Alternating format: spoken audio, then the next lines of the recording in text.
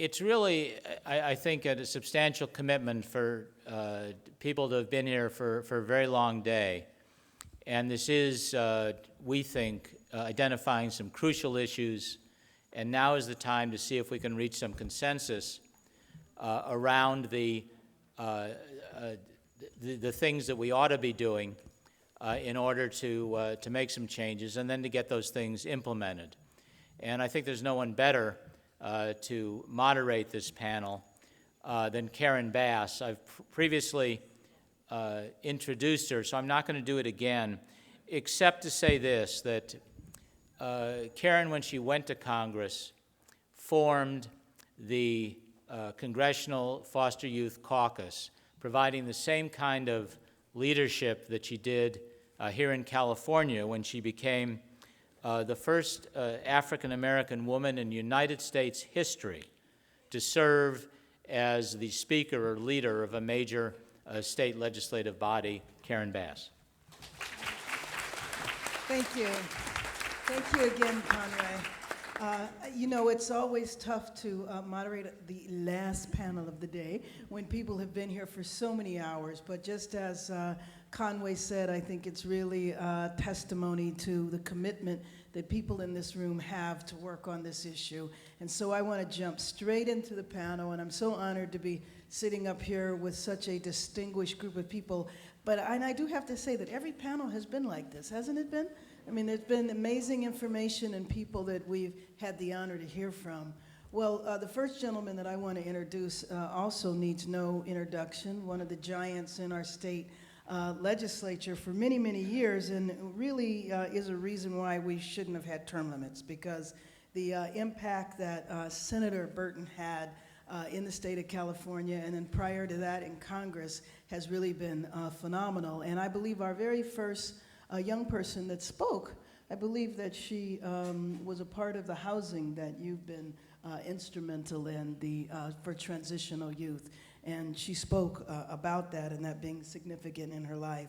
So Senator John Burton has been serving the state of California for over 40 years, including terms in Congress, the State Assembly, and the State Senate. Now, he tried to retire as the President Pro Tem of the Senate in 2004 and founded the John Burton Foundation for Children Without Homes, in which he raised millions of dollars to assist homeless and foster youth across California.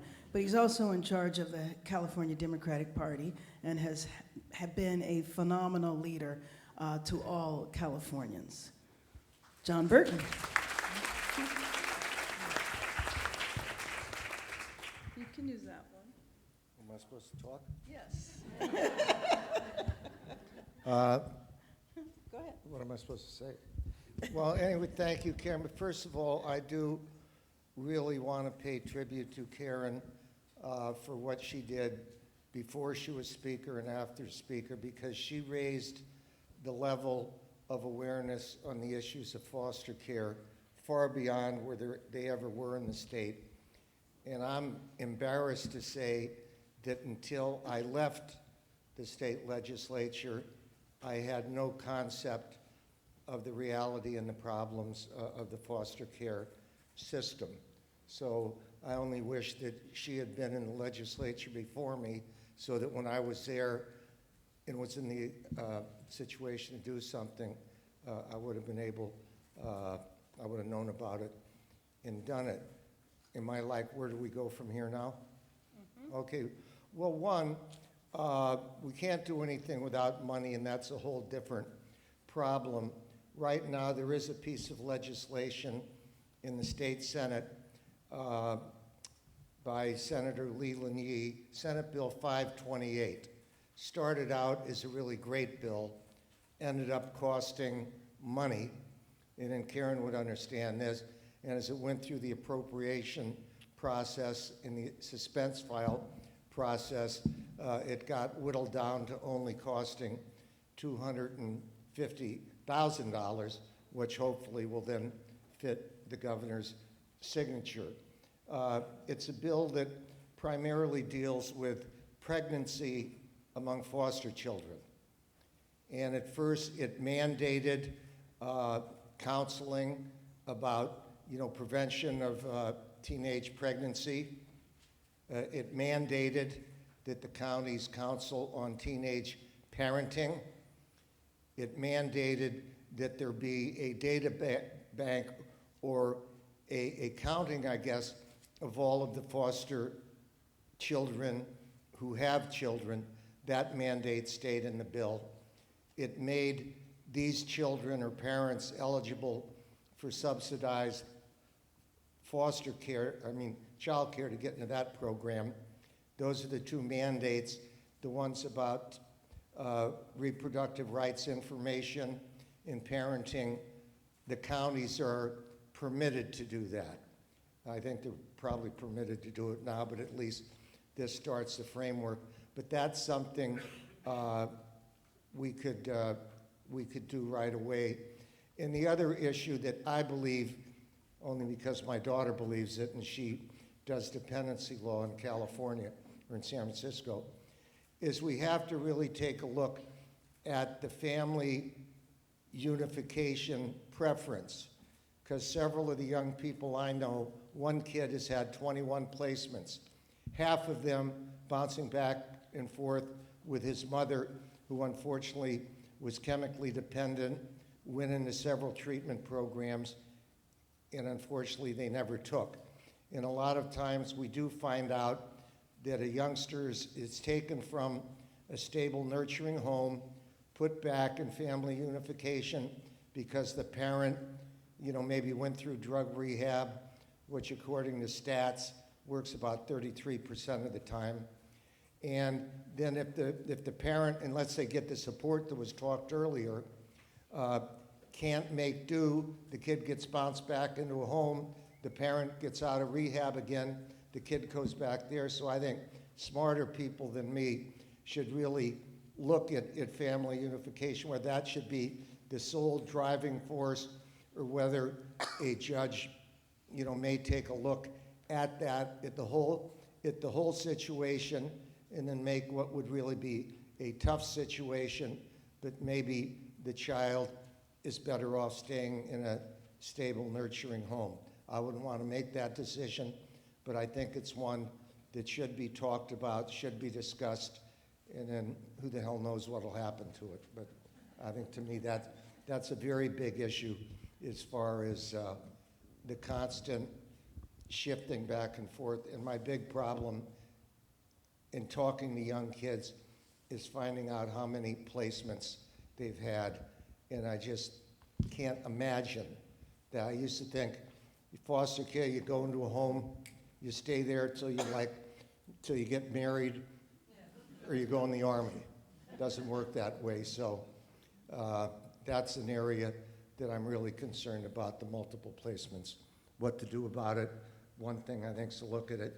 The other is people smarter than me figure out a solution. Thank you, John. Our next speaker, Kathy Icenhower, the CEO of Shields for Families. And I know most of you in the room probably know Kathy. Kathy is an absolute powerhouse and a pit bull when it comes to the kids and the families and the community. I remember meeting Kathy over 20 years ago when she first started out with Shields. And for those of you that know Shields, Shields has grown to employ 380 staff with a $26 million annual budget that provides comprehensive services through 35 programs across 15 locations for over 7,000 families annually. And I'm tired at the end of that sentence saying all of that. But knowing of her work and her commitment, we'll ask Kathy to continue on with what recommendations and things that you would like for us to take away and implement from this conference. Well, thank you, Karen. And I don't think I'm the only pit bull in the yard. You got a partner. Those of you who don't know, when she started the community coalition, it was my families who were helping her with her movement. So I really appreciate that you have continued on that effort and taken it to new heights. But I listened to everybody today, and in terms of what I take away, I guess I was standing in the back and I said, well, one thing is we still have a lot of problems. There's part of me that says, let's take it all, throw it all away, and let's start all over again. Maybe we could do a better job next time around. But we don't have that luxury, and we have to take a look at what we have. And so I think one of the things that resonated with me is that, folks have said we need to be smarter. We need to be, in my opinion, less stupid about how we go about doing things. We need to talk to each other. And when I say talk to each other, I mean by that, we need to talk across systems. We need to talk with the community. We need to talk to the people that know the family. I mean, again, some things that resonated with me today. I started off doing substance abuse treatment for women and children, and did it because there were no services where we were, and our children kept being taken out of our community on a daily basis. And so that's why I originally started Shields, in order to address that. So there was a mechanism to keep families together, that the only solution wasn't just to remove that child from the family. And so when I say talk across systems, that we can work to develop models that truly will address this issue so that children don't have to be removed from their home. There are issues that come in front of the court, like substance abuse and mental health and domestic violence, and I could go on, that are treatable. They are treatable, and there are no reasons why families necessarily have to be pulled apart because of those issues. If we provide, like you heard earlier, the wraparound services up front that our families need. I serve South Los Angeles, I serve Watson Compton, and our families are already at a deficit. They're already suffering from poverty and oppression. And there are so many issues that they have to deal with on a day-to-day basis that it is unfair. I mean, if you look in our community, this is where the majority in Los Angeles County, the majority of the referrals are made on our families. And we have to be able to be in a position to provide the supports they need so that they can, keep their children home and to survive. There was a time in South LA when, I swear to you, every child, it felt like every child that was being born during the crack epidemic was being taken and placed hours and hours away from their homes. And we have spent the last 20 years trying to put programs in place so that our children can stay at home. And I hear what you're saying about substance abuse treatment, but I happen to run a model that I've been running, for 20 years, an evidence-based model where families can bring all their children to treatment, can bring the entire family unit to treatment. We have an 85% success rate that has been continuing for the last 20 years. Now, when I say start thinking smarter, I'm saying, why aren't folks replicating that all over the country? Why aren't there other, programs out there that are doing the same thing? And that's where, again, we need to talk to each other across systems. If this model works, then we should be replicating it. And the child welfare system should be forcing the substance abuse system to say, put these programs in place. If we know that integrated mental health services into substance abuse, into home visiting, into the home, if we know that they work, then we should be telling the mental health system this is something that you must do. And that way we can use our money so much smarter. If we integrated these services together, we could do so much more for our families. And so I guess that's where I'll stop. And I'll say that, again, I think there are ways we can do it, that we just need to put our heads together and figure out a new way of looking at things. Thank you very much, Kathy. Before I pass to the next speaker, what I thought I would do would be to intersperse what the recommendations were from earlier panels. And as Conway said, that one of the things that we're going to do, of course, is this is not just a conference for the sake of hearing ourselves, but to actually spend time when the conference is over and summarizing and coming up with an agenda for us to move forward in the state of California. So if I had to summarize the recommendations from the first panel, and if you remember, the first panel were recommendations to improve the recruitment, training, and support for foster parents. Pretty much the theme in that discussion was about relatives and the support that relatives need, the fact that we should look for relatives sooner, immediately, when there is a family crisis, and that family then and those relatives should be supported with a variety of resources. And I think the number one thing that you heard several times throughout the day was that relatives should be paid equal to stranger foster care. And that for foster care that is not relative-based, that foster parents also need a variety of resources, from counseling to transportation to respite services, et cetera. And then also in the end of that panel, it was mentioned that developmentally disabled kids require special treatment, and foster parents need special resources and support when they're dealing with a child with challenges. So that summarizes the first panel, and let's hear from our next speaker, who is Will Lightbourne, is the director of the California Department of Social Services. He was appointed in this position by Governor Jerry Brown in April of 2011.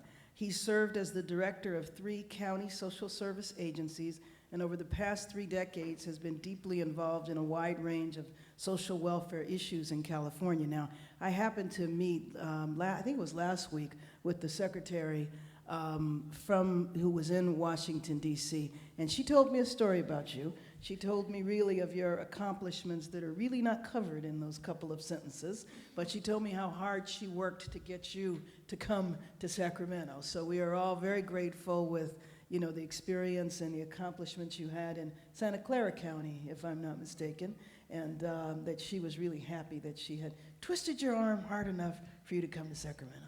Thank you. Thank you, Karen. And let me start by adding my thanks to Conway and to Grace Ministries and the staff for convening us today. One of the great accomplishments that I sort of noted through the course of the day is a conference that can be passionately committed to a very nuanced topic is indeed an accomplishment. The nuances, I think, have been apparent in every panel and even in conversations in the last few minutes, where we're committed to doing what will work and what is right for who it will work for if we know what it is at that moment.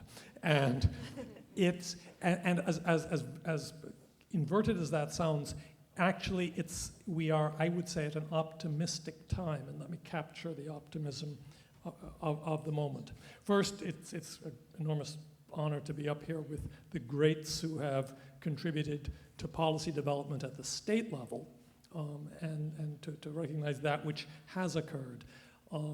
John, of course, sort of instrumental in the transitional housing program development, THP Plus, which has led to THP foster care, et cetera.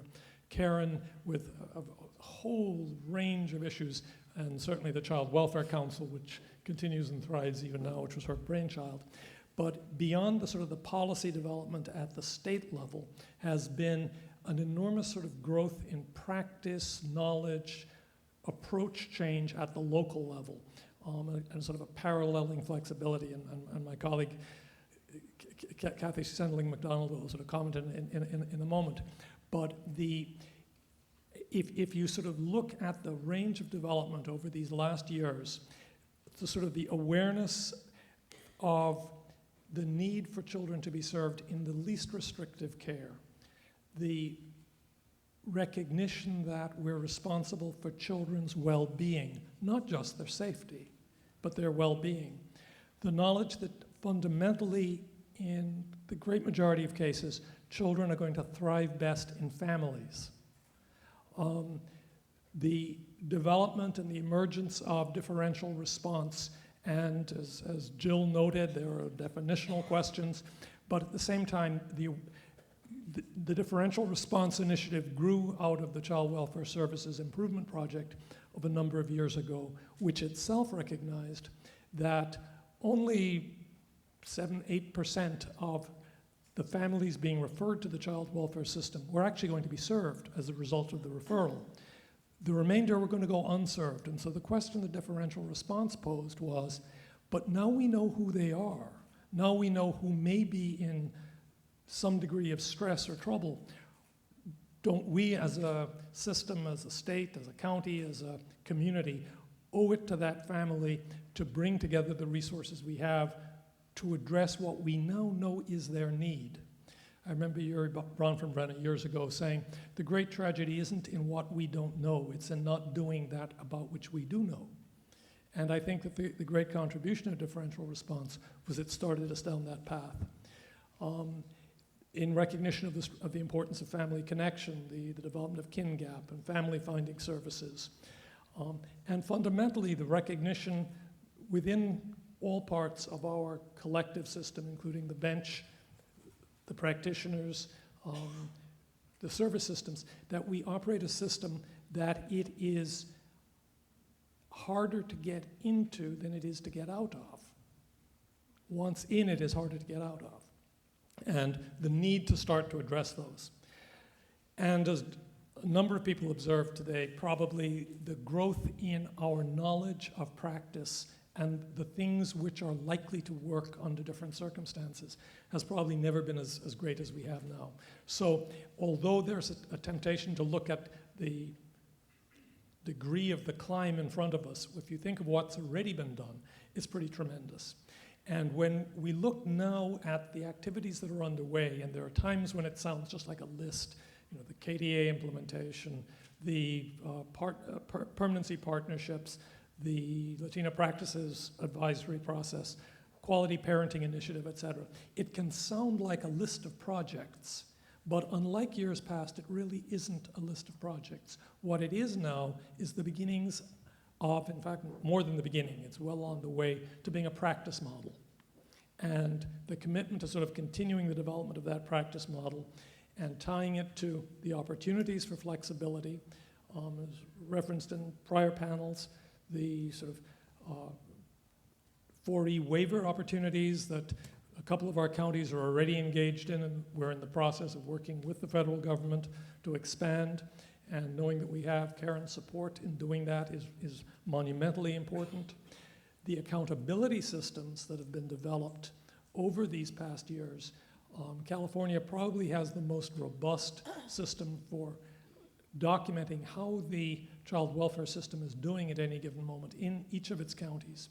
And then the accountability process, the transparency process, as evidenced this morning by Barbara's data, all of which is available, changing on a monthly basis, updated as soon as data is available on the UC Berkeley website.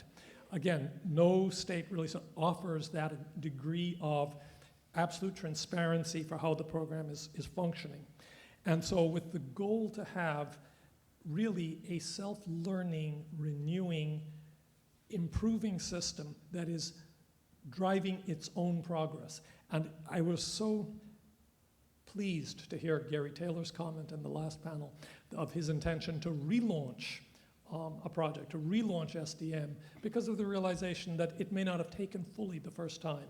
And in our QPI partnership conversations, we've talked about relaunching in some counties just because it may not have achieved the degrees of practice fidelity we desired. And so building and developing and continuing a system that is committed to self-evaluation and relaunch is probably, I think, the single most important thing we can do going forward to build on the awareness, the consensus, the knowledge that we've all shared today. It's probably final comment I'd make at this point. The fact that there is so much consensus among us, that it's more a matter of reflecting on the things we have learned and have come to agree on than it is to have an agitated debate about things that we can't agree on. So I think in terms of sort of the going forward in the next steps, it's not a redirecting as much as I think as it's simply a reflection and a recommitment to continuously relaunch the things that we are doing and that we're finding success with. So let me conclude there. Thank you very much. Before I summarize the second panel recommendations, I wanted to just remind people that I believe you have cards if you have questions, and that there will be people walking up and down the aisle who will bring those cards over to me as soon as we are finished. In thinking about the second panel was recommendations to improve comprehensive care for foster youth requiring intensive residential-based services. And a couple of the points that came up from that workshop was the need for flexible staffing, that kids that are in care, that they need individualized care, and also when a child is in residential care, that the family should still be able to be involved. They shouldn't be isolated from their family while they're in residential care, and that kids should be able to access residential-based services before going through multiple placements. So if residential care is needed, it shouldn't be because, quote unquote, a child has failed in their placements. And that also that kids should be allowed to access government services like health care if they're placed in a different county, and that the length of time that kids are in residential care should be reduced. One thing that I'm not sure if it came up since I was in and out of the room, but we're dealing with nationally in terms of the Affordable Care Act, just a little wording in there that really could amount to, depending on the interpretation, that if a child, for example, is from California and they graduate high school and want to go to college out of state, that they can't access their health care. And so that the child needs to be in the state. Now, we've raised this with Secretary Sebelius. She doesn't feel that that interpretation is correct, but we actually want to have it made specific because we don't want it left up to interpretation. Moving to our next speaker, who I hadn't seen in a few years since I left Sacramento, but we worked together for the entire 6 years that I was there.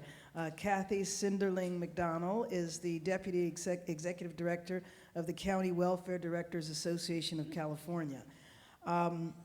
In that role, she works with the human service directors in all 58 of California's counties to promote legislative, budget, and policy changes that improve health and human services programs. And you know, now that I'm in Washington, you really get a sense of how massive our state is. To come from, other states where their state population is about, the size of one congressional district. So being in charge of 58 county human service agencies is huge. Kathy. Karen, thank you so much. And thanks to everyone for sticking out the whole day and participating in this last panel. I've been here all day and I was jotting down notes, and I came up with 4 key themes that I just wanted to kind of step through that I saw really reflected across all of the panels today and in the conversations that I've had with a number of people in between the different panels during our breaks. The first one is we have done a lot. As Kathryn was saying, we've done so much, and yet we still have so much to do, I think, is one theme that clearly has resonated throughout even this panel as well. I mean, AB 12, the expansion of foster care beyond age 18, something that we worked very closely with John Burton, with Karen Bass, that Jim McDermott mentioned in his comments today. We have done an amazing job to implement that in California, and yet there's work to be done. In the state, we're on our 3rd cleanup bill, and we've continued to work with the Burton Foundation and their staff to answer the question of the week for AB 12, continual clarification with the Department of Social Services. And we know there's cleanup needed at the federal level on that as well, thinking through how we can help. Sort of similar to the healthcare issue that's been raised, how can we help our foster youth go to school out of state if they're participating in this program and they're accepted to a college somewhere else? If it's Harvard, we want to support them in going to Harvard, and how do we get our social worker there every month to actually do a face-to-face visit with them? Something that we're finding very tricky, and we'll be working with Congress to try to fix. The other example there, I think, is also with the residentially based services reform that was discussed so much on panel 2, there has been so much work done, and yet clearly the intensive treatment foster care still needs to be built out. We need more of that continuum of service, and actually figuring out how to have those services cross the line from the group home back out into the community and then over the county line as well, as we've talked about. The second theme is that need for the coordinated and quality services. And it really struck me how that came up in every panel and at every level of the services that we provide. We talked about it on panel 3 at a very systemic level, getting agencies to work together, getting the 5 agencies that do the Path 1 differential response in Orange County to get to the table, figure out who's going to serve a family, down to that individual level of a team-based decision-making for a child in a group home who needs to get out, who needs to get back out into the community, and involving the family so you don't have that black box that they referred to on the panel. I think the other 2 things that resonated in that is the services after we think we're done with the family. Post-adoptive services were mentioned at one point. It's something that has been a long-term conversation here in California, I think also at the federal level, and should also be considered and continue to go on. I think as well, thinking through that respect for the caregivers that we heard in the conversation on the first panel. How do we engage the caregivers who may or may not become the permanent family for that child, but are their family right now? How do we help them be parents for that child and engage with the biological parent? Those recommendations I thought rang really true. In the same vein, I think that conversation about the improvement in care and improvement in parenting generally really also spoke to me. I think Jill gave many examples on our last panel of the types of very evidence-based things, such as the nurse home visiting that we can draw upon, and the quality parenting initiative that Jennifer talked about on panel 1 that seemed to really resonate. I think she was fielding questions the rest of the day about that. And then I think I would just say the last piece is something that really spoke to me that I wanted to share last is what Dr. Sophie said about the fear-based services that he too often sees in our community. I mean, I wrote down a number of examples here. His example of the providers who are afraid they're going to use the wrong modality and they're not going to get paid and they're going to get yelled at and they're not going to be able to serve the children anymore. I think a lot because we work with our social workers, our frontline, about them being deathly afraid of making the wrong choice and having a bad outcome for that child, possibly the worst outcome, and being so paralyzed that structured decision-making versus their own intuition, it all kind of gets jumbled, and you can hear from Gary that we need to do some more work around that. And then I think also the foster parents, so afraid of making poor decisions. We've been trying to encourage our foster parents to be prudent parents, to allow the youth that they care for to have a sleepover without having to fingerprint the parent of the child with whom the sleepover is going to occur.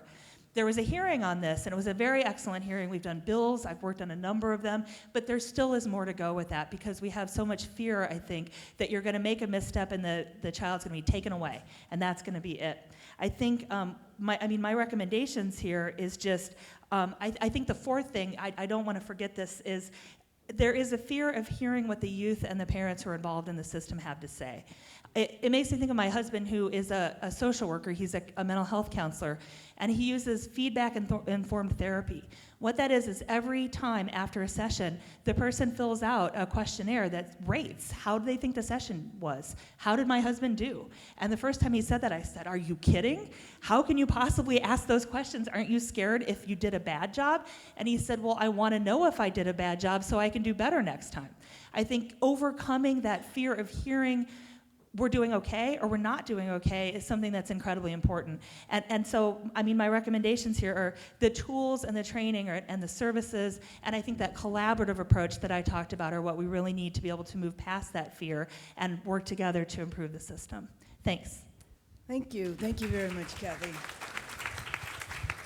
Let me just say, you were mentioning that there was a hearing in the state over the sleepovers and other activities that really is just a part of normal childhood, and the idea that children in the system can't, experience that. We also had a hearing about that on a federal level as well, and had a number of people who were witnesses give testimony, foster parents who wanted to do, simple things like they wanted to have their foster child go to an after-school activity, but they worked so someone else could drive. That person couldn't drive.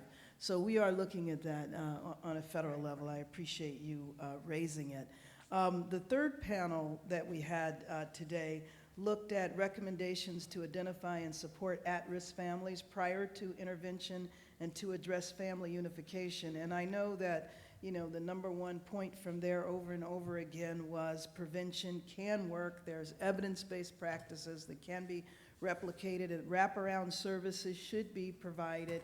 And the concern that was raised that, we might be going in another direction away from prevention. And I also think about what Cathy was raising, the earlier speaker that talked about fear-based work, fear-based approach. And it is unfortunate when the media attaches to a tragedy and then all of a sudden everybody in the system feels like they have to respond in a way to protect themselves because they're worried that if they make the slightest mistake, they'll be at the brunt of the news coverage. And that's not the way we should be thinking about the system and the welfare of the children. So appreciated that. And that was a summary from the third panel. And the other point that was made was that we should look at fathers and reach out to fathers and view fathers as resources.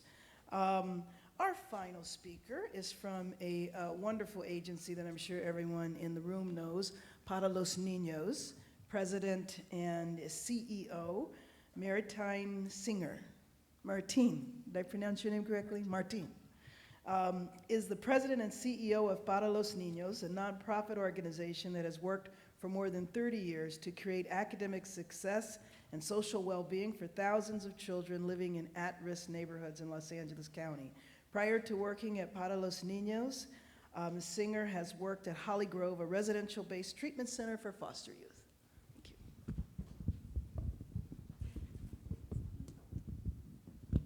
Here we go. Thank you so much. And I'm really, really humbled to be here with everybody today. I won't repeat what everybody has said, but it's quite an amazing collection of people, so congratulations to Grace and thank you.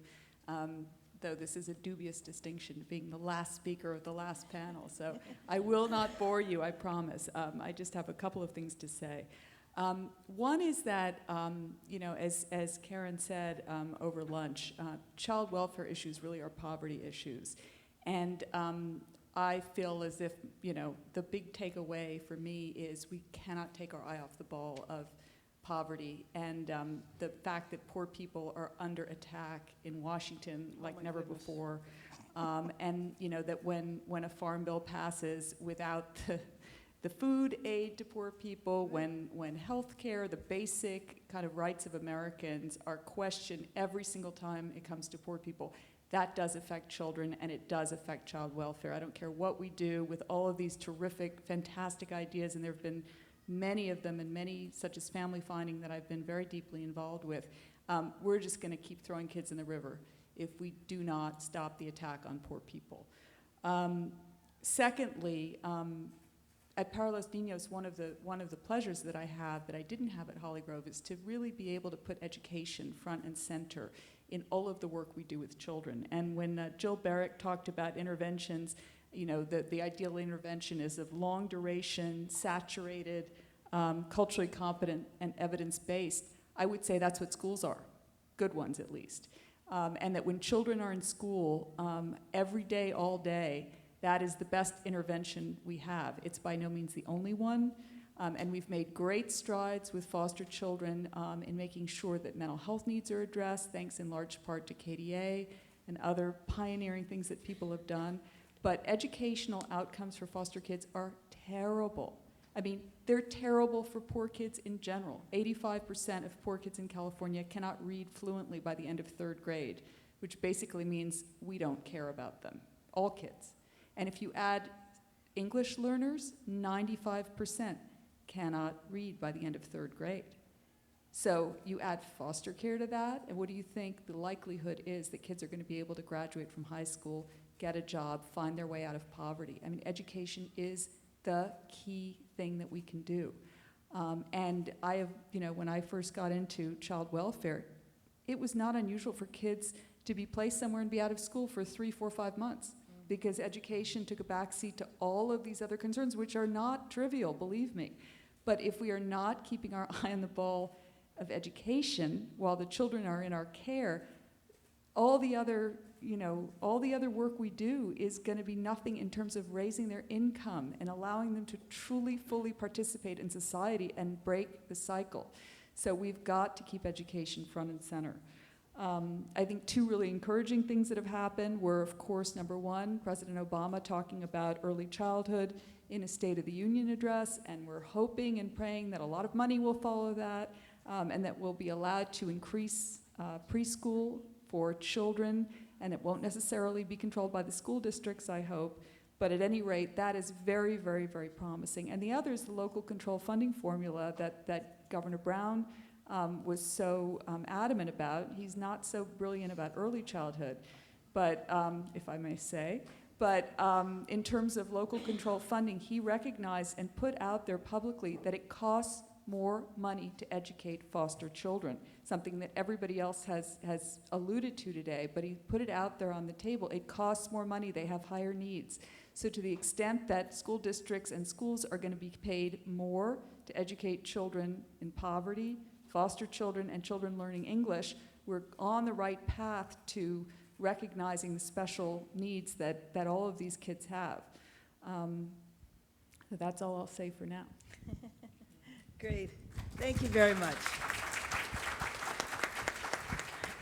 Well, now we can move into the question period, and I have several questions that I will read off, and then I'll just ask anyone on the panel if you would like to respond. The first one is, how can we inspire more agencies to create whole family residential addiction programs to serve families in the child welfare system like Shields for Families? So, okay, how can we create 20 more Shields, Kathy? All right, Karen. Well, actually, there are some ways. And, you know, I think one of the things is what I talked about. In order to do it, I talked across systems, and I integrated funding from multiple systems in order to be able to support the model itself. And for those of you who are not familiar with it, is I buy apartment complexes so families can live together while they receive all their services on site, with child development centers, with after-school programs, so the family does not have to be separated. And as I said, it's been a very successful model in both getting families back together as well as keeping them together to begin with. I work with an organization called the Family Centered Treatment Directors Coalition that is a national one. And we were able to actually get Title IV-E changed slightly to include residential treatment programs as a foster care provider. So it is one avenue that is available now. It went into effect in January, but it has not been implemented, as far as I can find out, anywhere. But it is a mechanism in order for us to be able to get more money. Because I just have to say, again, we know, or folks keep saying it across the country, that the majority of the cases that come into the system have substance abuse involved in it. And we have not been doing a good job in addressing that. On the other hand, you know, if you want to take a look at the research, you'll see that a woman does not go to treatment for one primary reason, because they have to leave their children, you know, and they leave treatment for another primary reason. They want to go home to their children. And so it seems to me, again, this is part of that being smarter, if we don't force women to make a choice about whether or not they can take one child or two children. We don't make them make a choice about whether they have to leave their children with somebody else or put them in foster care in order to get treatment, that we can make this work a whole lot better. And this is an avenue and a way that I think we can do that if we can get someone to help step up and help a system get put in place so that treatment providers can access that funding and be able to serve the whole family. Thank you, thank you, thank you, thank you. The next question is, how do we appropriately involve foster parents as full members of the team while they are often left out of key details due to laws surrounding confidentiality? How do we respect confidentiality and yet respect the roles of everyone on the team in the best interest of the child? Who would like to take that one? Will. I will start. I will start. This is really a critical issue, and the issue of communication. If we're going to have effective teams that include all participants, but especially including foster parents, there has to be a much higher degree of communication than what we've got. We've been working in partnership with the Quality Parenting Initiative to clarify the directions that we've issued from the state through the counties to the field, to make it clear that certainly all information about the child can be shared and should be shared. That's appropriate practice. There may be some limitations on information about the child's birth parent that is medically confidential, but even so, the alternative caregiver needs to know enough about prior circumstances in order to be able to care for the child appropriately as a parent would. And so we're sort of working with both our colleagues in the QPI initiative and the counties to really try to clarify to the field that it's more a matter of everything that should be shared and it's the exception that shouldn't, rather than this notion of nothing should be shared, because I think that's what we'd, as a system, drifted into over the years. And one thing that I believe everybody is probably aware of was the change in the federal law that we were able to get through last year, basically on unanimous consent. It didn't even have to come up for a vote. And that was to allow the education system to share the records with social workers. So hopefully people were aware of that, because, you know, it was the FERPA restriction that didn't allow that change to be, that communication to take place. But, you know, it's one thing to get legislation done, isn't it, John? But if nobody knows about it, or there can't be the groundswell, you know, of activity in the community, then make sure a piece of legislation or regulation change is actually implemented. So we do have a long ways to go, but at least that piece is done.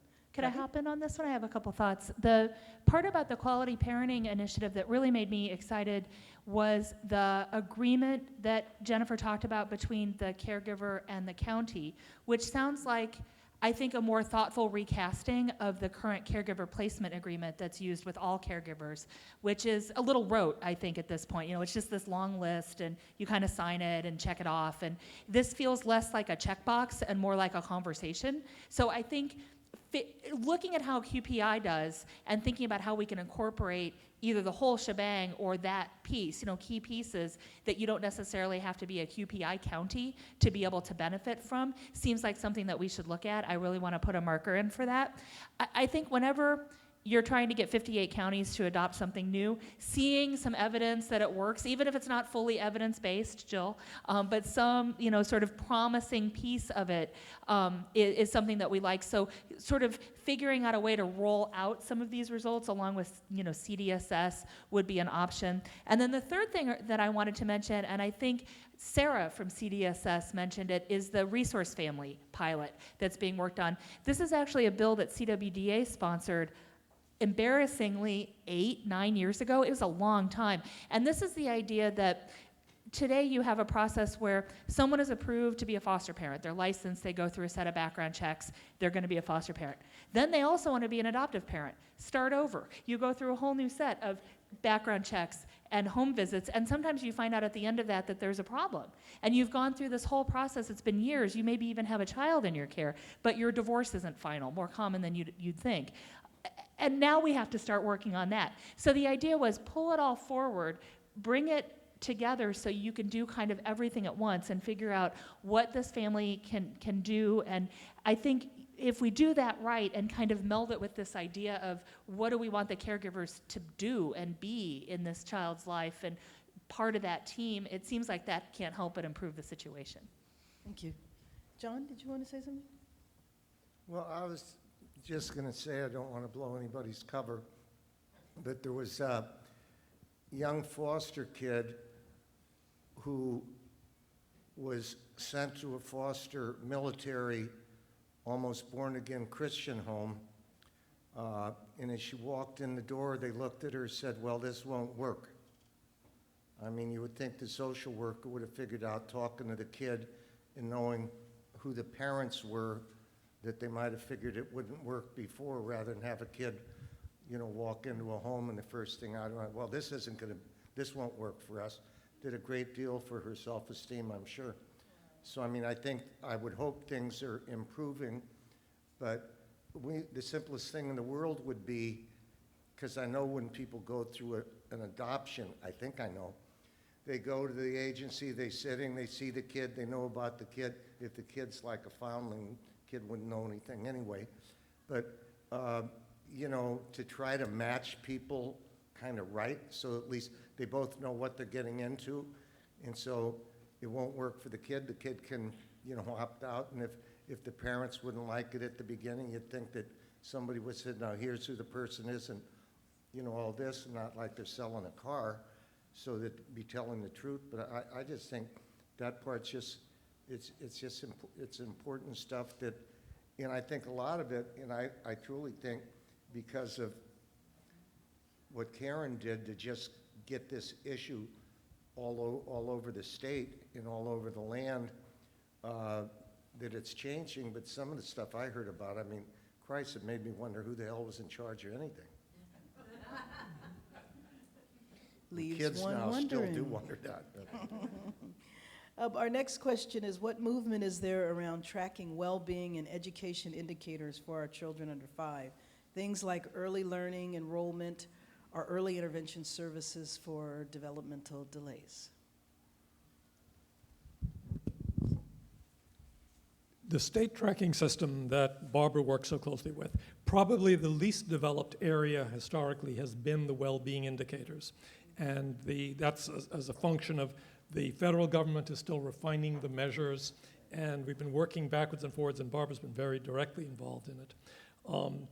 The expectation is we now have a final construct, and where sort of the data is now being populated. Am I getting that right, Barbara?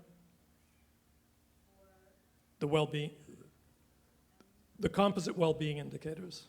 No, I think that we're waiting to hear about the latest round of Okay. services review requirements, and they're now embargoed. Nobody knows except for the small. You're waiting to hear about that from Washington? One of those secrets we have? There's a small group meeting, and eventually we'll hear about it in the Federal Register. We have to request for comment about the revised CSSR, but at this point, we don't know for sure where they'll go. Okay. I think on a younger child basis, your first 5 commissions might be tracking some of that. It's not my area of expertise.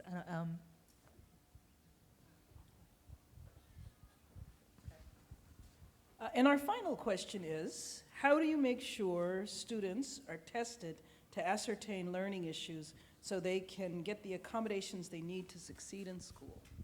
Well, let me pat a lady named Amy Lemley on the back. She here? No, but, I mean, she's the one that thinks of things that I wouldn't even known about. But under a law that was passed in the county directors were very strong in support. And this was when the 18-year get out of home free card was still in vogue, is that she came up with the idea that foster children at the age of 16, everyone has to be tested for both physical and mental disabilities. And the purpose on that was that then there would be a social worker available, and they would have their SSI forms, if they were eligible, all filled out so that the age of 18, when they had to move on, they would automatically be eligible for the state program of SSI funding, which is not as big as it used to be, but also Medi-Cal, and that was the first step, at least, to testing these young people early to make a determination. Now that was more kind of after whatever was going to happen educationally was happening, but I think the same type of, they could figure out something earlier so you could determine what kids really need help and special ed, and then what kids, because of their environment, say at home or elsewhere where the parents may have been functionally illiterate, need a different kind of special education, but education, nevertheless.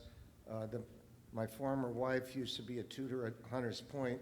If anybody knows where that is in San Francisco, is not a very rich part. And she was teaching kids that didn't know the name of an orange, but they liked that. And you know, they took an IQ test and surprisingly flunked. But I think if they can earlier with these children figure out what their situation is, that's going to help. It's going to save money. It will show where the emphasis in the schools, in the classrooms, and what kind of really good teachers they should have that can specially teach kids like that, and what kind of teachers that are pretty good in teaching kids like my kids could be teaching them. But you have to know the type of child you're dealing with before you can figure out, you know, how to help them help themselves, in my opinion. Martine? Yeah, you know, obviously in the child welfare arena, all the professionals need to be advocates for the needs of the children that they serve, and as I said earlier, to make sure they're in school and having all their needs met. But it's also an aspect of parent education and parent engagement, and I would say for foster parents as well, and part of foster parent training and engagement, for them to really understand how to get involved in their children's education and never quit. How to feel welcome in school, how to feel, how to understand what their rights are, what the children are entitled to, and how to really be vociferous and passionate advocates for the children to get the services they need. Because there's always you know, the incentives for the schools to do it. I mean, there's plenty of great schools, charter schools, public schools that meet all the educational needs of the kids. But as we know, it's very expensive. Kids are entitled to those services, but the schools don't exactly have their incentives aligned to identify every single kid that needs services.